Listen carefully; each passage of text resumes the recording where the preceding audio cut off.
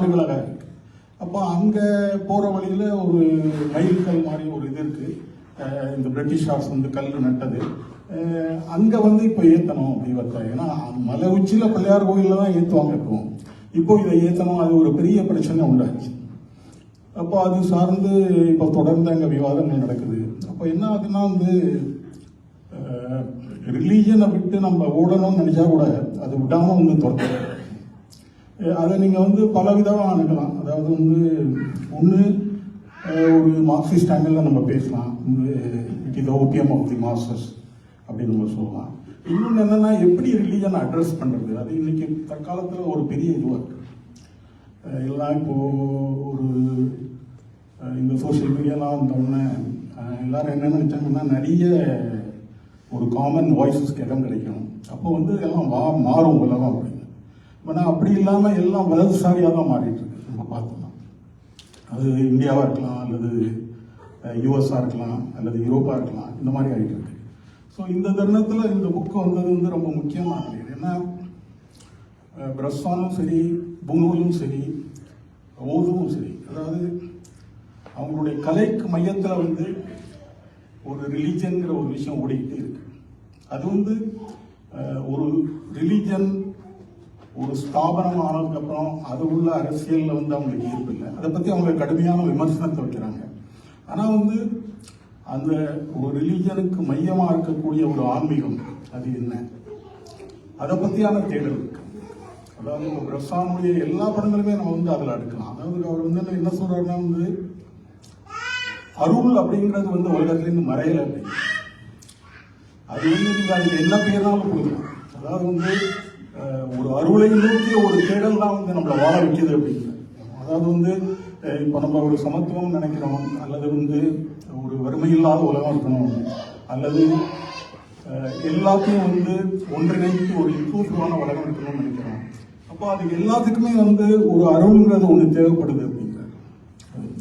So அவர் வந்து அதை எப்படி கொண்டு வர்றாரு அப்படின்னா, இப்போ அவருடைய பிக் பாக்கெட்னு ஒரு ரொம்ப ஃபேமஸான ஒரு படம் இருக்கு. அதில் வந்து எப்படின்னா பிரசாந்த் வந்து அந்த பிக் பாக்கெட் அடிக்கிறதே ஒரு கதையாக்கியிருப்பார். அந்த படத்தை நீங்கள் பார்த்தீங்கன்னா அவர் வந்து அதில் கட் பண்ணுற ஷார்ட்டெல்லாம் அந்த கையை நளினம், அவன் அந்த பாக்கெட்டில் கையை விடுறது, பாக்கெட் எடுக்கிறது, இதுதான் அந்த படமே வந்து அதனோட மைய ஃபோக்கஸே வந்து அந்த ஒரு பதற்ற சூழல். ஒரு ட்ரெயினில் எல்லாரும் இருப்பாங்க, இங்கே நடந்துட்டு இருக்க, அவங்க கொஞ்சம் தூரம் தான் டைம் கிடைக்கிது, சில க்ஷணங்கள், சில கணங்கள், அதுக்குள்ள அவனோட கையுடைய அந்த வேலைப்பாடுகள், இதெல்லாம் இவ்வளவு கிளாடியா இருப்பான். கடைசியில் ஜெயிலில் இருப்பான். அப்போ வந்து அவன் காதலியோட பார்க்க வருவான். அப்போ அவன் சொல்லுவான், உன்னை அடையிறதுக்கு நான் எவ்வளவு விசித்திரமான பாதைகள்லாம் போக வேண்டியிருந்தது. அப்போ வந்து அதாவது ஒரு அவ்வளவு, அதாவது நம்ம ஒரு ஈவில் நினைக்கக்கூடிய ஒரு விஷயத்துல கூட ஒரு அன்பு, ஒரு காதலுக்கான இயக்கம் அப்படிங்கிறத கூட மேலே போய் அவர் அந்த கண்ட்ரி ஆஃப் த டெய்லி ப்ரீஸ்ல வந்து முடிப்பார். ஆல் இஸ் கிரேஸ் அப்படின்னு முடிப்பார். அது ரொம்ப ஒரு, அதாவது அதனால தான் வந்து பல டைரக்டர்ஸ் சே, அதாவது எல்லோருக்கும் ஆசான்னா பிரசான். பிரசானுடைய என்னன்னா ஒன்று உருவம், இன்னொன்று உள்ளடக்கம். சரி, அது ரெண்டுமே அமையிறது வந்து சினிமாவில் வந்து ரொம்ப ரேர். அதாவது ஒரு விஷயம் இருக்கு, அது ஒரு மறைஞ்சு இருக்கு. அதாவது அவருடைய இதுதான் அருள் இருக்கு, ஆனா அது எங்கேயோ இங்க இருக்கு, கதவுக்கு வெளியில. ஆனா அதை நான் தொட்டு ஈஸியா வந்து பிடிச்சிட முடியாது. ஆனா அது இருக்குன்னு எனக்கு தெரியுது. ஏன்னா அதுதான் என்னை வழி நடத்திட்டு இருக்கு. நான் இங்க ஒரு சின்ன ஒரு இதை இங்க சொல்ல விரும்புறேன். அதாவது கொஞ்சம் தண்ணி இருக்கும்.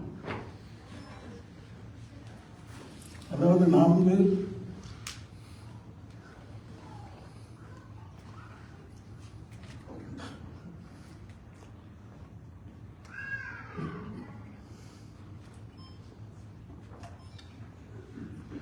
சத்யஜித் ரே வந்து 1981 மெட்ராஸில் ஒரு ஃபிலிம் ஃபெஸ்டிவல் நடந்தது. அப்போ வந்து நாங்கள்லாம் ஃபிலிம் இன்ஸ்டியூட் மாணவராக இருந்தோம்.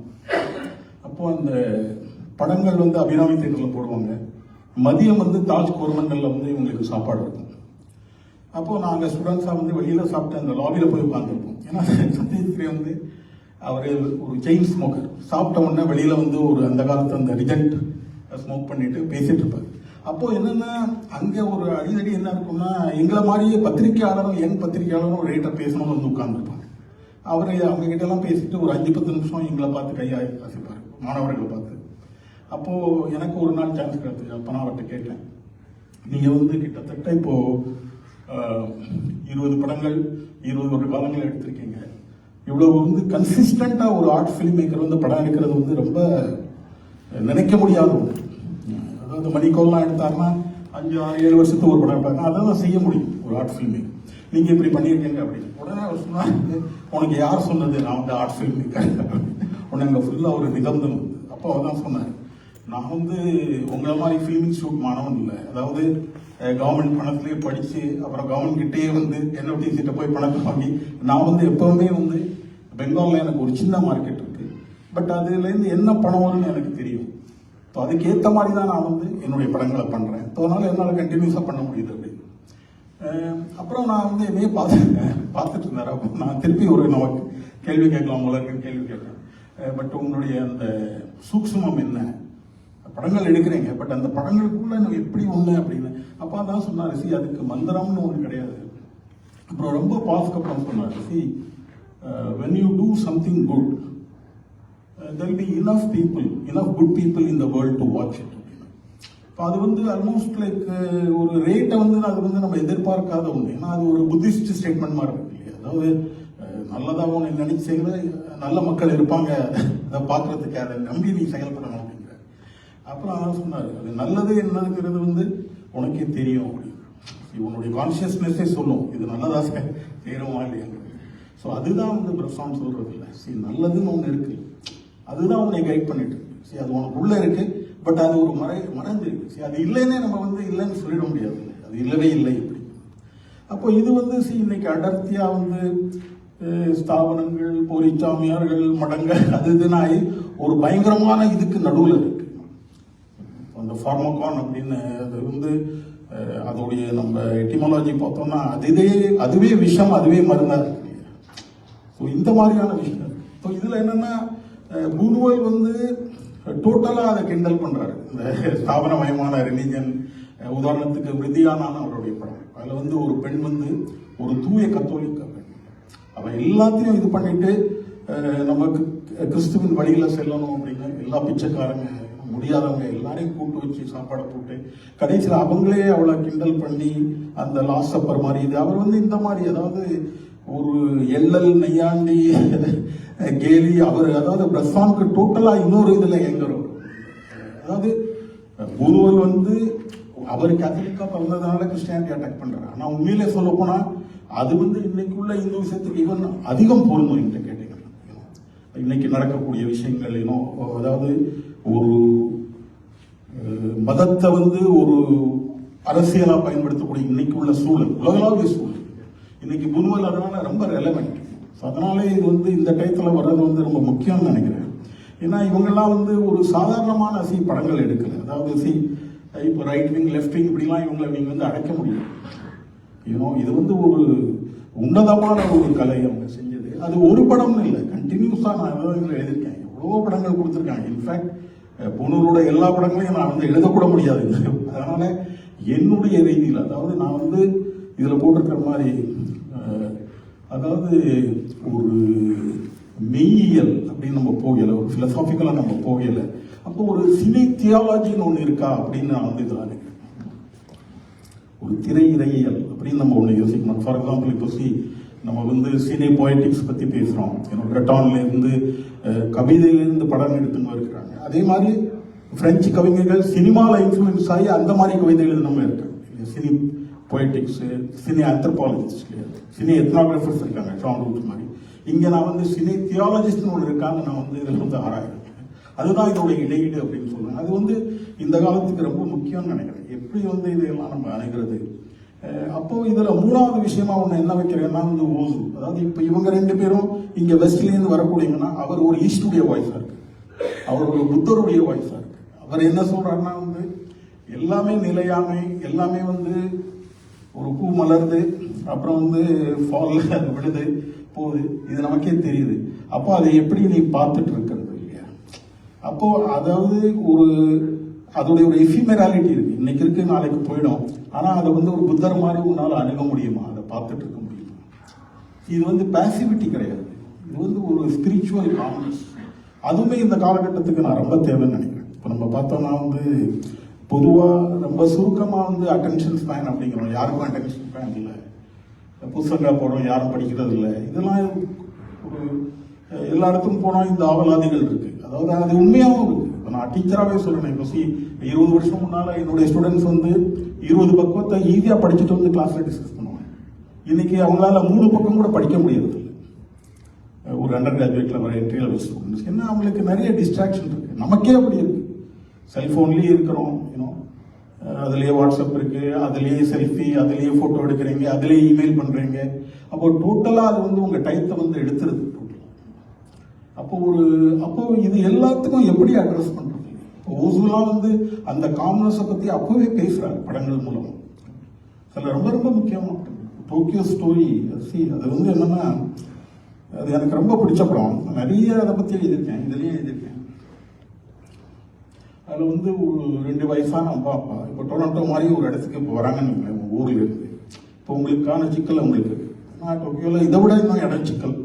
அப்போது அந்த சன் வந்து டாக்டராக தான் இருக்கான், ஆனாலும் ஒரு சின்ன இதில் தான் இருக்கான் அப்பார்ட்மெண்ட்டில். அப்போ அப்பா அம்மா வந்து அவன் வச்சுக்கணும்னு ஆசைப்படுறான் கூட, பட் அவனால் முடியாது. அதனால் என்ன பண்ணுறாங்க, அவனும் அவனுடைய தங்கச்சியும் சேர்ந்து நம்ம அப்பா அம்மா வந்து சந்தோஷமாக இருக்குன்னு சொல்லி ஒரு ஹோட்டலில் வந்து அவங்க ஸ்டே பண்ணுவாங்க. ஆனால் அந்த ஓது வந்து அந்த விஷுவலாவே அழகா காமிப்பாரு. அவங்களுக்கு வந்து டோக்கியோ வந்து ஒன்றும் பெரிய அர்த்தம் கிடையாது. அவங்களுக்கு டோக்கியோ எதனால அர்த்தம் இருக்குன்னா, அவங்க குழந்தைகள் அங்கே இருக்காங்க அப்படிதான். இப்போ அவங்க குழந்தைகள் ஒரு கிராமத்துல இருந்தா அவங்க அங்கதான் போயிருக்கும். Because their children are there. Otherwise, you may say this is maybe the 5th largest city in the world.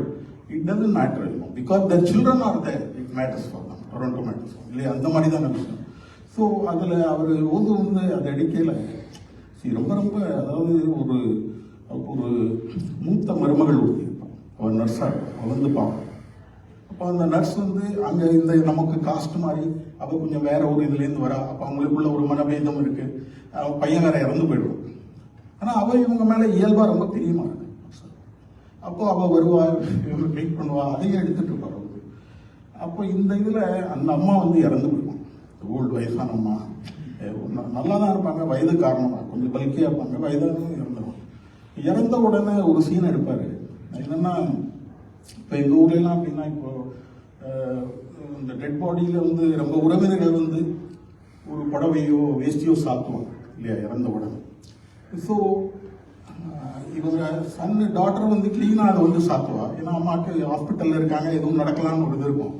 அந்த மருமகள் வருவா, அவர் நர்ஸாக வந்து ட்ரீட் பண்ணிகிட்டே இருப்பா. அவள் இருந்தால் கூட அந்த டெத்தை எதிர்பார்த்துக்க மாட்டான். ஸோ அந்த இதில் இது பண்ணி போய் வெளியில் போய் கொண்டு வந்து அந்த ஒரு சின்ன சின்ன க்ஷணங்கள்ல அந்த மனசு, அதோடைய தன்மைகள், அதாவது ஒரு அவரை விட கவிதையாக யாருமே சொல்லிடவே முடியாது. அதனால தான் வந்து இப்போ வந்து சைட் அண்ட் சவுண்ட் அப்படின்னு வந்து பிரிட்டிஷ் ஃபில்ம் இன்ஸ்டியூட் நடத்துகிற ஒரு பெரிய சினிமா ஜேர்னல் வருது. ரொம்ப முக்கியமான ஒரு 3 ஜேர்னல், அது வந்து கடந்த 50 வருஷமா முக்கியமான ஜேர்னல் அப்படின்னு சொல்லலாம்.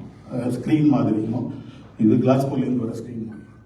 ஸோ அதில் வந்து எவ்ரி 10 இயர்ஸ் வந்து ஒரு 160 இப்போ ரொம்ப பெருகிச்சு 1200 கிரிட்டிக்ஸ் வரைக்கும் அவங்க ஓட்டு போட சொல்லி அந்த டிகேட்டோடைய பெஸ்ட் படத்தை வந்து செலக்ட் பண்ண சொல்லுவாங்க. இப்போ அதில் கடந்த, அதாவது 50களிலேருந்து இன்னைக்கு வரைக்கும் வந்து டோக்கியோ ஸ்டோரி முதல் 3 இடத்துல இருக்கு. சில சமயம் 1ல் இருக்கும், சில சமயம் 2ல் இருக்கும், 3ல் இருக்கும். அதே மாதிரி பிரசானுடைய படங்கள், புனோருடைய 8th 9th 10th அப்படி இருக்கும். பட் அவங்களுடைய இருந்துகிட்டே இருக்கும் அந்த படங்கள். ஏன்னா டோக்கியோ ஸ்டோரிலாம் அந்த மாதிரியான படம். அதாவது வந்து அவர் ஒரு என்ன சொல்றது, ஒரு புத்திஸ்ட் எலிமெண்ட்டை கொண்டு வர அவருடைய படங்கள். ஸோ அதனாலே என்னன்னா, இந்த படங்கள் பர்டிகுலர்லி இந்த தருணம், நம்ம வாழக்கூடிய இந்த தருணத்துக்கு வந்து ரொம்ப முக்கியம் நினைக்கிறேன். அப்புறம் என்னை பொறுத்தவரை என்னன்னா,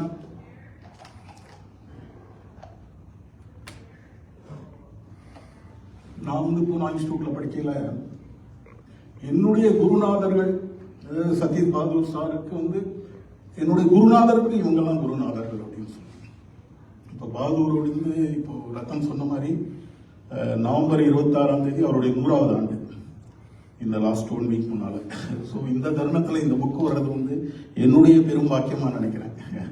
இது வந்து கொண்டு வந்தது. அதனாலேயே வந்து தாய் வீடு திலீப்குமார் அவர்களுக்கும் மற்றும் இதில் வந்து அந்த இந்தியாவில் இருந்த இந்த பொன்னி பதிப்பகம், விவேகானந்த் அவர்கள், அப்புறம் இந்த பிரசாத் லே அவுட் பண்ணவங்க எல்லாருக்கும் என்னுடைய நன்றியை நான் செலுத்திக் கொள்றேன். இங்கேயும் என்னுடைய நிறைய நண்பர்கள் இருக்காங்க. இவர் அகில் என்னுடைய கட்டுரைகள் பிரசுரிச்சிருக்காரு. அவர் வந்து அக்னஸ் பாரதா பத்தி போட்டவங்க வந்து இன்னைக்கு ரொம்ப, அதாவது போன வருஷம் அது இன்னொரு தொகுப்புல வந்தது, ஆளுமைகள் என்னும் மாடின்னு. ஒரு கிட்டத்தட்ட ஒரு 75 பேராக தான் எனக்கு ஃபோன் பண்ணி சொல்றாங்க, அக்னஸ் பாரதா வந்து கட்டுரை வந்து அவ்வளோ இதாக இருந்தது, மூவிங்காக இருந்ததுன்னு. ஸோ அந்த வகையில் ஐ எம் ஹாப்பி. சினிமா பற்றி சீரியஸாகவே எழுதுறோம், ஆனாலும் அது போய் சேருது. பட் தொடர்ந்து ஒரு 10-20 ஆண்டுகளாக நான் எழுதுறதுனால அது ஒரு சின்ன கான்ஸ்டலேஷன் ஆஃப் பீப்புள். அதுக்கு வந்து ஆயிரக்கணக்கில் வாங்குறாங்க அப்படிங்கிறது, ஆனால் படிக்கிறவங்க படிக்கிறாங்க.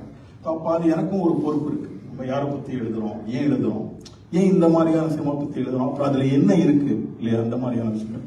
ஸோ அதில் இது ஒரு ரொம்ப ரொம்ப முக்கியமான ஒரு, அதாவது ஒரு இடத்துல வந்து இயக்குநர்களுக்கெல்லாம் இயக்குனர் அப்படின்னு வந்து மணிக்கோள் வந்து சொன்னது எனக்கு ஞாபகம் இருக்கு. இந்த மாதிரி வந்து என்ன அதாவது நான் பழகின ஆட்கள், எனக்கு சொல்லிக் கொடுத்த ஆசான்கள், இப்போ இதுலயே எழுதியிருக்கேன். இங்கே டேவிட் போர்ட்வெல் இப்போ இறந்து போயிட்டாரு, அமெரிக்காவுடைய பெரிய ஸ்காலர். அவர் வந்து பொய்டிக்ஸ் ஆஃப் ஓதுன்னு ஒரு புக் எழுதியிருக்காரு. ஸோ இதில் அவருக்கும் நான் ஒரு அஞ்சலி செலுத்திருக்கேன், போர்ட்வெலுக்கு இறந்தது. அவர்கிட்ட நான் நிறைய கற்றுருக்கேன். ஸோ இதெல்லாம் அந்த வகையில் வந்து என்னுடைய எல்லா ஆசான்கள் அவங்களுடைய ஆசான்கள் அப்படி. அதனால தான் வந்து இந்த சபரிநாதன் இது எழுதியிருக்கிறது எனக்கு ரொம்ப பிடிச்சிருக்கு. சபரி வந்து இதில் எழுதியிருக்காரு, ஒரே நேரம் இது ஆசிரிய பிரதியாகவும் மாணவ பிரதியாகவும் திகழ்கிறது. இவ்விரண்டு குரல்களையும் மாறி மாறி கேட்பது இந்நூல் வாசிப்பில் ஒரு சுவாரஸ்யம். அதாவது திரைப்படங்கள் பற்றிய ஆசிரியர் நெடுங்கால கற்றல் மற்றும் கற்பித்தல் வழி அனுபவத்தின் வாயிலாக ஒளிமிக்க இந்த யாத்திரைகளின் நினைவு இன்றைய பாதைகளிலும் வெளிச்சம் பாய்ச்சுகிறது. ஒரு ஆசிரியர் தனது ஆசிரியர்கள் என்று தான் கருதும் படைப்பாளர்களை பற்றி பேசுகிற நூல் என்பதால் ஒரே நேரம் இது வந்து ஆசிரியர். அதே இது நான் ஆசிரியராக இவங்க சொல்லிக் கொடுக்கும் பொழுது என்னுடைய அனுபவங்களும் அது சைமல்டேனியஸா ஓடிக்கிட்டே இருக்கு. இதை தான் மெயினாக சொல்லணும்னு நினைச்சேன். நீங்கள் வந்ததுக்கு ரொம்ப நன்றி. இன்னும் நான் நிலமும் எழுதிட்டு வந்தேன், but I thought I will talk spontaneously from my heart. Because நான் நிறைய பேசிட்டே போகலாம். அதாவது வந்து மேன் எஸ்கேப்னு ஒரு படம், ரசாமுடைய படம். அந்த மேன் எஸ்கேப்ல வந்து, அதாவது ஹாலோகாஸ்ட் டயத்தில் வந்து பிடிச்சவனை ஜெயிலில் வச்சிடறாங்க, அவன் இருந்து தப்பிக்கிறான். அது வந்து அவருடைய எளிதில் புரியக்கூடிய, எல்லாருமே இருக்கும். மற்ற படங்கள் கூட கொஞ்சம் சிம்பிளா இருக்கும், ஆனால் நீங்க கொஞ்சம் பொறுமை வேணும். மேன் எஸ்கேப் வந்து எல்லாருமே ரசிக்கக்கூடிய ஒரு த்ரில்லர் படம். அதை நீங்க பாத்தீங்கன்னா, அதாவது அந்த அவன் எஸ்கேப் ஆறதே வந்து ஒரு பெரிய ஆர்ட் மாதிரி ஆக்கலாம். ஏன்னா அது வந்து அவ்வளவு முக்கியம். அவனை வந்து ஒரு தவறுதலான ஒரு இடத்துல ஒரு தவறுதலான மென்மையான மனுஷன் உள்ள உட்கார்ந்துருக்கான். அவரவரும் அதை செய்யும். அதாவது அவன் தப்பிச்சு ஓடையில அந்த டவர்லேருந்து ஒரு ஷாட் எடுத்துருப்பாரு, சைக்கிளிங் அப்படியே அவன் வந்து காவல்கள் போயிருப்பான்.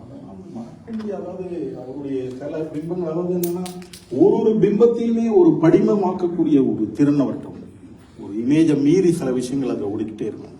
ஸோ அதனால வந்து இது மாணவர்களுக்கு எல்லாமே ரொம்ப முக்கியம். அதாவது சினிமா சார்ந்து செயல்படணும்னு நினைக்கிறவங்க யாரா இருந்தாலும், அதே மாதிரி வாழ்க்கை வந்து ஒரு, இப்போ டெலூஸ் மாதிரியான பெரிய ஸ்காலர்ஸ் என்ன சொல்றாங்கன்னா வந்து இன்னைக்கு பிலாசபியை சினிமா மூலமா கத்துக்கலாம் அப்படின்னு.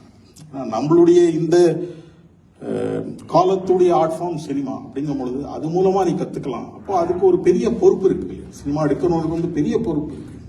அப்போ அதை வந்து நம்ம யார் மூலமா கத்துக்கிறது இல்லையா, இதை நான் வந்து மாணவர்களுக்கு வந்து கடத்தணும் என்று. அப்போ இதை பத்தி நிறைய இடங்கள்ல பேசியிருக்கேன். அப்போ இந்த 3 பேரையும் சேர்த்து வச்சு இதுதான் முதல் ஒரு புத்தகமாக வந்திருக்கு. வேற வேற இடங்கள்ல எழுதியிருக்கேன் உங்களை பத்தி, பட் எல்லாம் இந்த 3 பேரையும் சேர்த்து நான் எழுதின இந்த புத்தகம். அதனால இது வந்து பல வகையில ரொம்ப முக்கியமானது. ஒரு இது பின்னால ஒரு அருளும் இருக்குன்னு நினைக்கிறேன். ஏன்னா நான் வந்து இது கவர் என்ன போடலாம் அப்படின்னு நான் நினைச்சிட்டு இருந்தேன். அப்ப சடனா நான் பார்க்கல வந்து மோனேவுடைய, அவர் பெரிய பெயிண்டர், அவருடைய இந்த பெயிண்டிங் வந்து வந்தது. அப்போ என்ன இதை போடலாமா அப்படின்னா, காப்பிரைட் என்ன ஆகும் அப்படின்னு.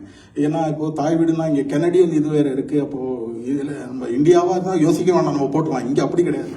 அப்போ பார்க்கல ஒரு கலைஞர் இறந்து 90வது வருஷத்துல வந்து அது பப்ளிக் டொமைன்ல வருது. ஸோ எக்ஸாக்டா 2 வருஷம் முன்னால இது பப்ளிக் டொமைன்ல வந்திருக்கு இந்த பெயிண்டிங். ஸோ இதைதான் ஏன்னா இதுல வந்து ஒரு 3 போட்டோ அல்லது கப்பல் போற மாதிரி அவர் உடஞ்சிருக்கிறது வந்து இந்த மூவருக்கு ஏத்த ஒரு இதுவா இருக்கு, ஒரு இமேஜா இருக்கு. அது வந்து ரொம்ப விசிபிளாகவும் இருக்கக்கூடாது, இல்லை அதுதான் அழகு. ஸோ இது அந்த மாதிரி இருக்கு. ஸோ எல்லாமே அந்த மாதிரி அமைஞ்சு வந்தது. ஸோ அந்த வகையில் எனக்கு இது ஒரு நிறைவான விஷயம். ஸோ இதை பற்றி நான் இன்னும் நிறைய இப்போ வந்து ஓசுவுடைய ஒரு தன்மைகள் எடுத்துக்கிட்டோம்னா அவர் என்ன பண்றாருன்னா வந்து இப்போ நம்ம தமிழ்ல எப்படி நமக்கு திணை கோட்பாடுகள்லாம் இருக்கிற மாதிரி ஜப்பானிய அழகிகள் இருக்கு. இப்போ ஜப்பானிய அழகில் என்னன்னா வாபி சாபி, அதாவது இம்பர்ஃபெக்டா இருக்கணும். ஒரு ஆத்மா எல்லாமே சிமெட்ரியா இருக்கக்கூடாது. மரங்கள் எப்படி இருக்கணும், ஒன்றுல கிளை நொடிஞ்சிருக்கணும். அதை தான் அவங்க ஆர்ட் ஃபார்ம். அந்த வாபி சாபிங்கிறது அவங்களுக்கு ரொம்ப முக்கியம். மோனோனாவரை இதெல்லாம் அவர் சினிமாவில் பண்ணுவார். உதாரணத்துக்கு வந்து இப்போ மான்னு ஒரு கான்செப்ட் இருக்கு. அதுல என்னன்னா பேசிக்கிட்டே இருக்கையில நடுவில் இருக்கிற சைலன்ஸ்க்கு முக்கியத்துவம் கொடுக்கணும் அப்படிங்கிறாங்க ஜாப்பனீஸ். மா அப்படிங்கிற ஒரு இது, ஏன்னா அது ஒரு புத்திஸ்ட் மெடிடேஷன்லேருந்து வருது. ஆனால் அது ஒரு அழகியல் ஆக்கியிருக்காங்க மாங்கிற ஒரு தத்துவத்தை. அப்போ ஓத்துவுடைய படங்கள்ல எப்படி அவர் காமிப்பார்னா, ஒன்று அவங்க தட்டாமி பாயில உட்கார்றதுனால கீழே தான் கேமரா வைப்பார்.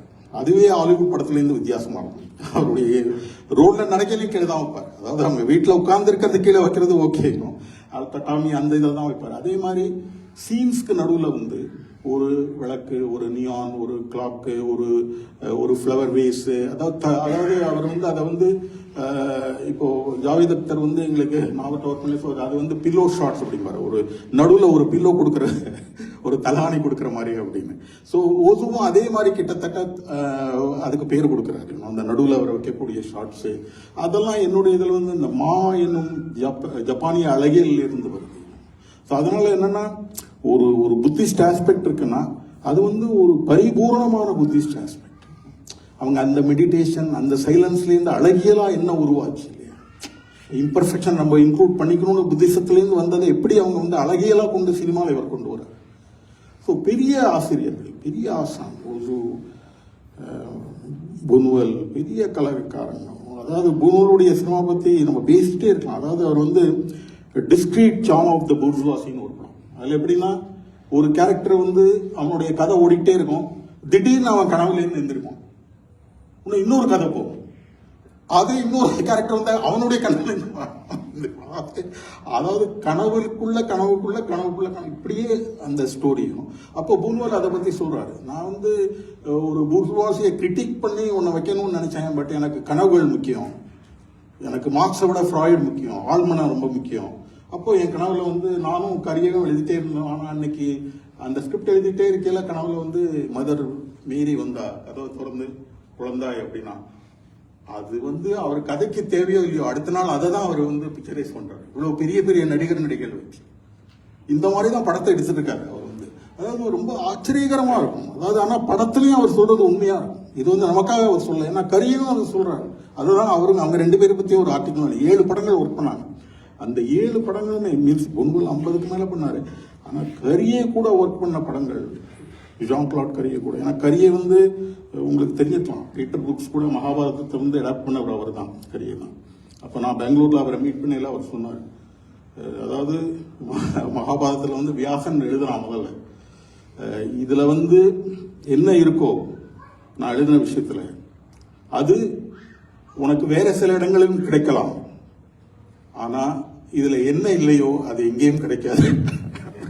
அப்போ நான் நினைச்சேன் இவ்வளவு பெரிய மமதையா அப்படின்னு. பட் படிச்ச உடனே நான் நினைச்சேன் இல்ல அவன் சொன்னது கரெக்டு அப்படின்னு. அந்த மாதிரி வந்து அவர் மகாபாரதத்தை படிச்சு பீட்டர் புரூக்ஸ் வந்து மகாபாரதத்தை வந்து போட்டாரு, பிளேயா போட்டாரு. நிறைய விஷயங்கள் பண்ணாங்க. பீஷ்மரை ஒரு பிளாக் மேனா காஸ்ட் பண்ணி ரொம்ப ஒரு ரெவல்யூஷனரி, ரொம்ப பிரமாதமான ஒரு புரூக்ஸுடைய ஒரு இது. ஸோ அந்த வழியில வந்த கரியை வந்து புனுவல் என்கிற ஒரு ஆசான்ட்ட தான் முதல்ல கத்துது சினிமா பத்தி. அவர் ஸ்கிரீன் பிளேனா எழுதுறது என்ன, அந்த அனுபவங்கள் எழுதியிருக்காரு, அதெல்லாம் ரொம்ப ஒண்டர்ஃபுல்லா இருக்கும். இந்த மாதிரி நிறைய விஷயங்கள் இருக்கு. ஸோ நான் இப்பொழுது வந்து காலம் கருதி இதை நிறுத்திக்கிறேன். இங்க உங்களுக்கு ஏதாவது வெண்டர்ஸ் இன்னொரு தருணத்தில் நம்ம பேசலாம். ஏன்னா வெண்டர்ஸ் உடைய என்னன்னா அது தனியா ஒரு புஸ்தகமா வருது. டிஸ்கவரியில வந்து என்னுடைய வெண்டர்ஸ், ஹெர்சாக், அப்புறம் கோயின் பிரதர்ஸ், இந்த 3 பேரையும் கொண்டு வராங்க. அவங்களுக்குள்ள ஒரு ஒற்றுமை இருக்கு. என்னன்னா அதாவது அதுக்கு டைட்டிலே என்ன வச்சிருக்காங்கன்னா மீறலில் திளைத்த கலைஞர்கள். அதாவது அவங்க மீறல், அவங்களுக்கு வந்து ஒன்று இருக்கு, ஒரு விஷயத்த மீறணும். இப்போ வெண்டர்ஸ் எப்படி மீறுறாரு அப்படின்னா அவர் வந்து ரோடுலேயே வந்து ஃபுல்லா ஒரு கதையை வந்து நடத்தி கொண்டு போயிடுவார். ஃபார் எக்ஸாம்பிள் இங்க வந்து ஒரு ஹஸ்பண்டும் ஒய்ஃபும் செப்பரேட்டடா இருக்காங்க, அமெரிக்காவில் வந்து புருஷன் இருக்கான், அந்த பொண்ணு அப்பாவோட சேர்ந்து அவங்க அம்மாவை போய் மீட் பண்றதுதான் படம். ஆனா அம்மா மீட் பண்றது படம் கிடையாது, அந்த ரோட்லயே படம் முடிஞ்சு போயிடும், ரோட் மூவியா. ஸோ என்னன்னா அவர்கிட்ட அங்கே ஒரு மீறல் இருக்கு. அதாவது நம்ம வந்து ஒரு திரைக்கதைக்கு ஒரு ஸ்ட்ரக்சர் நினைக்கிறோம் இல்லையா, அதை டிஃபை பண்றது தானே வந்து இப்போ ஒரு விஷயம் இருக்கு.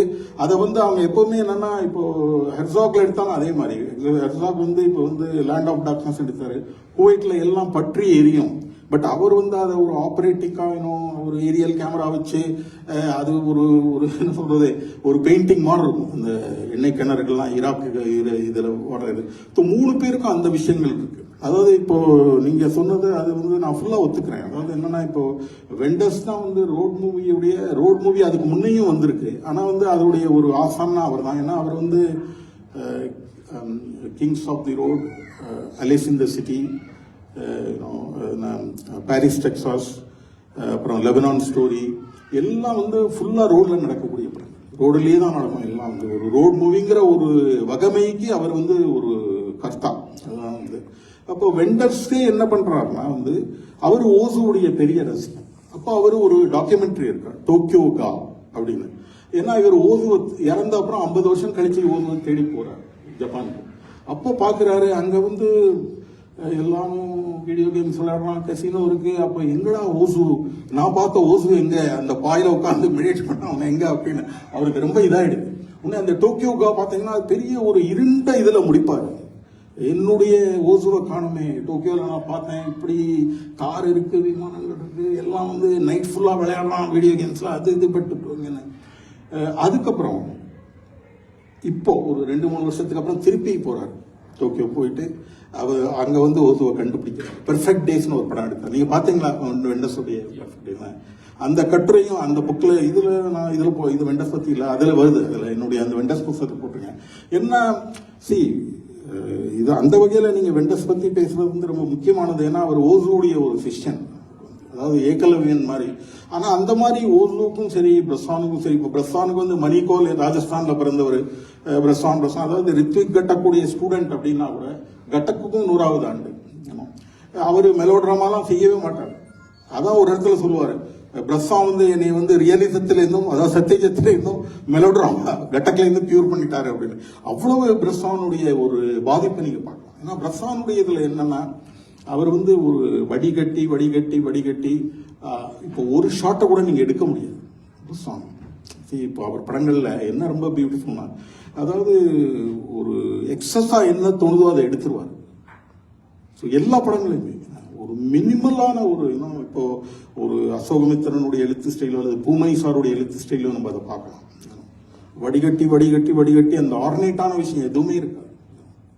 அதெல்லாம் வந்து ஒரு பெரிய கலைஞனுக்கு உள்ள குவாலிட்டி. ஒரு சாதாரணமான ஆசான், பேராசான்களுக்கு தான் அதெல்லாம் வந்து வரக்கூடிய ஒரு விஷயம். இந்த மாதிரி நிறைய விஷயங்கள் நம்ம பேசிட்டே போகலாம். அதாவது இப்போ பிரஸ்வானை பத்தி சொல்லணும்னா, நான் வந்து இப்போ அமெரிக்காவில் இருக்கிற நிறைய ஹாலிவுட் டைரக்டர்ஸ் வந்து ஏதோ ஒரு வகையில இன்வைட் பண்ணியிருக்கேன், அல்லது அவங்க ஜூம்ல இன்வைட் பண்ணியிருக்காங்க. பிரஸ்வானை மென்ஷன் பண்ணாத எந்த டைரக்டருமே நான் பார்த்தது கிடையாது. எல்லாருமே சொல்லுவாங்க, ஸ்பைக் லீல இருந்து எல்லாமே, அதாவது ஏதோ ஒரு வகையில இன்னும் அவருடைய இன்ஃபுளுன்ஸ் அவங்க எல்லாருக்குமே இருக்கு.